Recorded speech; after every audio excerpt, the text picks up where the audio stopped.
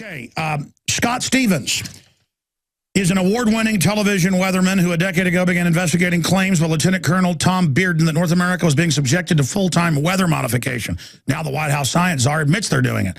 During the course of the personal investigation, he was the first to discover the primary reason for the now global chemtrail phenomenon. Scott co-hosts a weekly radio program, and he also joins us right now. Now, since he talked about this 10 years ago and Bob Fletcher 20 years ago and all this, and even back then I'm like, hey, I don't know. Now it's like, hey, the Saudi Arabians, people in Dubai, they're making it rain with these antenna farms. Cloud seeding's the old way to do it. The HAARP and all of this. So he joins us because Hurricane Sandy. Well, first off, I want to ask him as a meteorologist, as a weatherman, is it going to be as bad as they're saying, A, with 3 storms coming together, Frankenstorm, and then B, does it look like it's been manipulated? Because weather wars, weather weapons, foreign governments, our own government, I mean, yeah, this may postpone the election. Hey, Stanford Research Institute, Ben Livingston, certified 1967 the government could create and steer hurricanes. That's Fox News, AP, Reuters. Scott Stevens, my friend, tell us what you think's going on right now. I think it'll not be as bad as everybody's hyping it up to be. Good. Storm after storm after storm, you know, that they prep, they shut down cities, they do all of these things, and it shows up, yes, we have power lines down, yes, we have trees down, yes, we have flooding, but as far as the Katrina-like damage, I don't see that happening. The wind speeds are not there for that to happen. Now, what it has been curious, as I'm in the West, I've relocated myself to a safe zone in southern Colorado. I'm up at 8,000 feet in a small, self-sustainable community. And what we have seen here is intense engineering. And what they are doing is digging this trough out west to fold Sandy back in along the coast. Earlier in the weekend, actually like Thursday, Friday, it was going to be a New York City landfall, maybe Bridgeport, Connecticut. Now it's southern Jersey. I wouldn't be surprised if it's the Delmarva Peninsula. And so they're just slowly pulling this thing a little bit farther south. So you scare the holy bejesus out of the New Yorkers. They shut down their transit system, and in hindsight, they'll see that that was unnecessary. But the water that's going to come out of this thing from Jersey, Delaware, Maryland, southern Pennsylvania, D.C., Northern Virginia, and then eventually into New York State will be monumental. And that's going to be the thing. It's going to be the downed trees that are still full of foliage, power lines down. There may be locations that are 2 weeks without power. All right, weatherman, meteorologist Scott Stevens joins us. Scott, I mean, so you're saying, I mean, obviously they admit there's programs, but they're secret. Weather modification, you know, mainstream news admits that. You're saying you're seeing them use that trough to pull the hurricane down towards the south. Absolutely. Everything is connected, Alex. Everything is connected. The same time they're digging this trough out west, then they're pumping up a ridge to block the movement of Sandy. Once she becomes extratropical, once she's trapped over land, then a ridge is amplifying off into the western Atlantic, so she has nowhere to go. And so she is boxed in, and she'll rain, and she'll rain, and she'll rain. Rain and water is going to be the problem with this thing. Once we deal with the downwinds, and she kind of spins down in her core wind speed velocity, it's going to be the monumental water that comes out of the storm. Because the cold air, we had places in northwestern Canada, the northwestern territories, that were 0 to 15 below this morning and yesterday morning. It's that cold, dry air that is going to bomb this storm out in the next 24 to 48 hours. And so she will get energized. Even as we look at her spinning down as a tropical entity, it will be reborn as this extratropical perfect storm across Maryland, Pennsylvania. And that is going to impact people's ability to get around, not so much by election day, but in the immediate several days. And so it's all about the rebuilding. It's all about spending the money afterwards. And that's where you can't get Congress to budge on stimulus. It's all about having to do it because we have a disaster to clean up afterwards. Then the people demand it. And by the way, as you know, they now have on the Chicago Mercantile weather modification exchanges where they bet on the weather.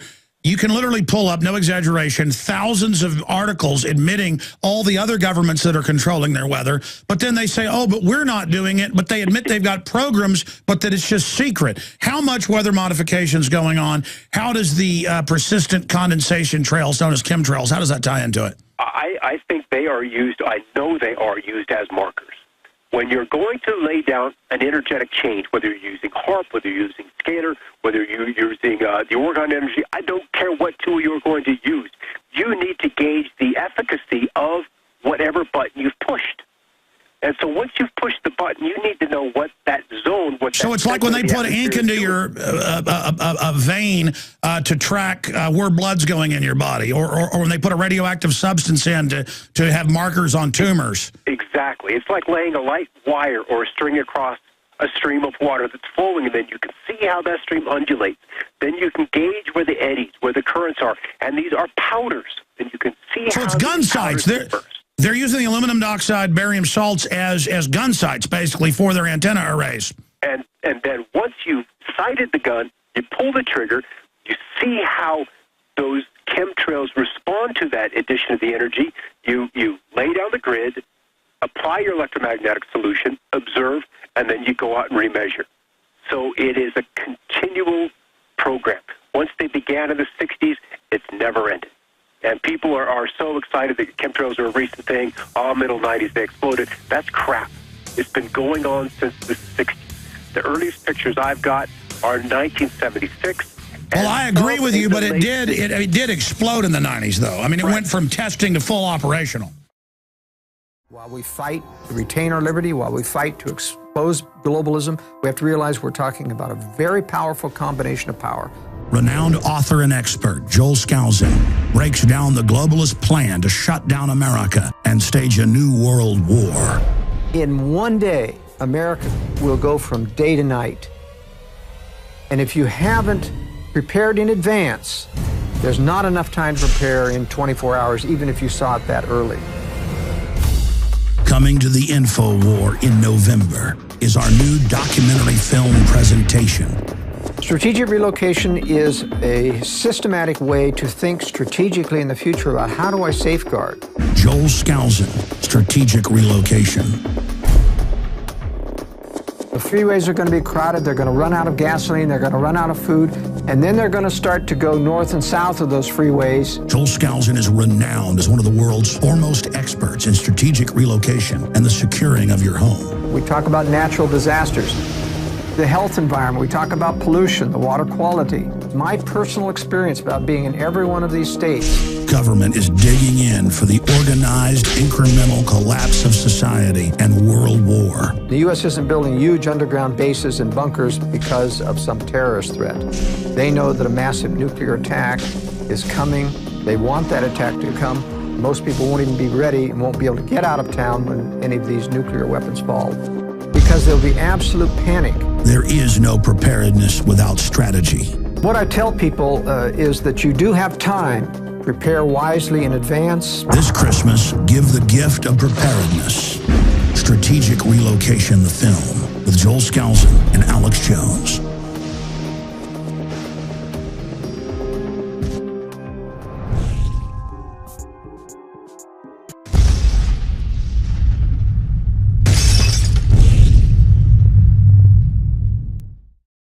If you just type in weather modification, geoengineering, Bill Gates is doing it, says he can control hurricanes. Yeah, of course they can. But then you bring this up, oh, there's no way that they're, trying to make the hurricane bad for the election. And then we have a weatherman on breaking down the fact that, yes, it looks like it's manipulation. And I've got all these clips of local meteorologists all over the country saying, this is not normal. They're spraying something here. Since you started talking 10 years ago, as a meteorologist looking at this, it's really opened up now. When the White House science czar 3.5 years ago, the first speech John P. Holdren gave was to the AP. He gave a speech to the AP. They videoed it. He talked about geoengineering and how they've been testing it. So everything's testing because under U.S. Code Title 50, Chapter 32, subsection 1520A, paragraph B, they can do any testing, including lethal stuff, if they call it research. Go ahead, meteorologist Scott Stevens of weatherwars.info. That's been the situation. It took me a while to get on board with this, Alex. I had come across research right around 98, 99, come across the term chemtrail, and I decided I needed to figure out what this word was. I was always an alternative media kind of guy, being in mainstream and knowing how little information actually gets to the end user. And so I needed to figure this out. And so it was a couple of years before I figured out how the chemtrails played into this grand game of weather manipulation. But they go hand in hand. Not so much that the chemicals impact the storms, but that they are needed there to guide and to gauge the efficiency, the efficacy of the technologies. Because even the best computer models can't accurately predict from what other meteorologists have said, because it's so complex, they've got to just test what's going on and then manipulate that. And I think part of that is crap. I think the models are messed up because there's some piece of data, there's some input that they're not getting. You're saying it's messed up because they don't want anybody to be able to tell what's going on. Because they're not including the weather modification data in the weather models.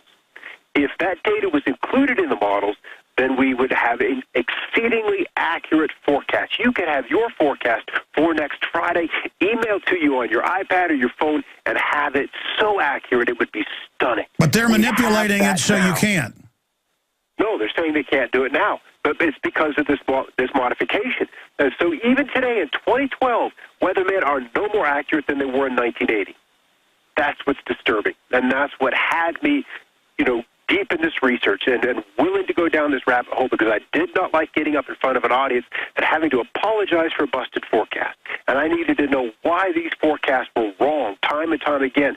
Why in the heck were the guys in D.C.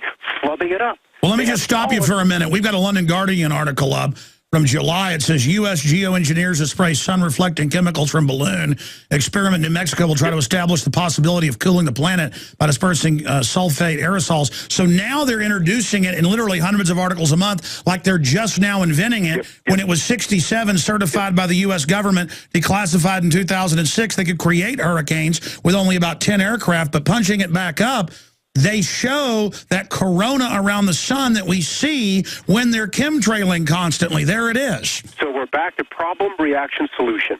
Problem is global warming. Problem is climate change. Reaction is we have to do something about it. First of all, it was CO2. They did get that shoved down our throats. So 3 is that disasters have to be so bad that we have to do something active. We have to alter the chemistry of the atmosphere to get things changed. And so this is where they're going to lay this gently out in front of the people.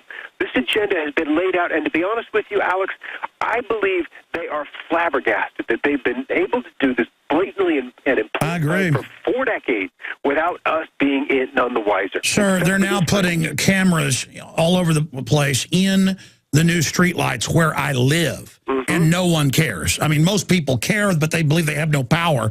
And we've confirmed data mining NSA bases in Austin where I live, not just the giant one in San Antonio. I mean, they're openly watching everything we do criminally. They just do what, sir, every major vaccine, when it gets tested, it has all these cancer viruses in it, and no one wonders why cancer is exploding. You're right. They just do it all in plain view. Yep, and they have to tell us that they're doing it, because karmically, it would be horrific for them on the other side if they weren't honest with us.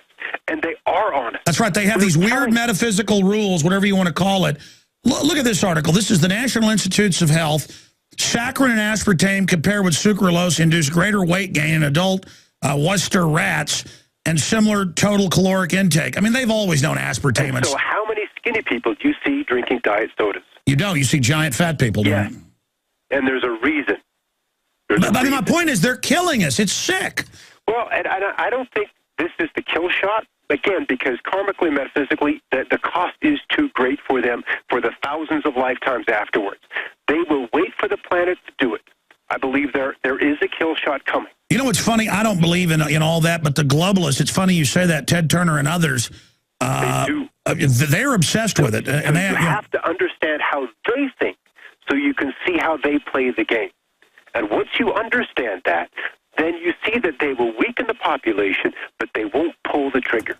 They'll let some external energy pull the trigger, and then we're so disconnected from our environment, disconnected from expected from ourselves that when the kill shot happens, that we're left like worms in the hot sun.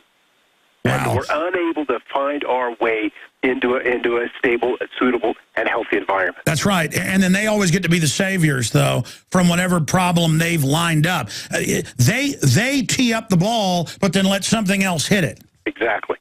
Exactly. They set the stage, and what we're not going to like is the last act in the play. Well, I agree with you that they're using weather weapons to create extreme weather to then sell this global government that you pay carbon taxes to save you from it. They even brag about that. I mean, it makes perfect sense. Yeah. And you're saying as a meteorologist, you're seeing evidence of this hurricane being manipulated. It has been from the get-go. Alex, there's not 1 square mile in the Northern Hemisphere that isn't managed. Not 1 square mile. What I'm dealing with is how far back that control goes. And it's at least 15 years, and it may be 20 years. And this was my whole worldview that changed in 2004 when I had this epiphany. And this is why Michael Murphy's Why in the World Are They Spraying is so important, even though the reasons and the reasons why the chemtrails were there were not very clearly articulated in that movie. Sure. Well, we sell What in the World Are They Spraying, and then we've got Why in the World Are They Spraying at InfoWarsStore.com.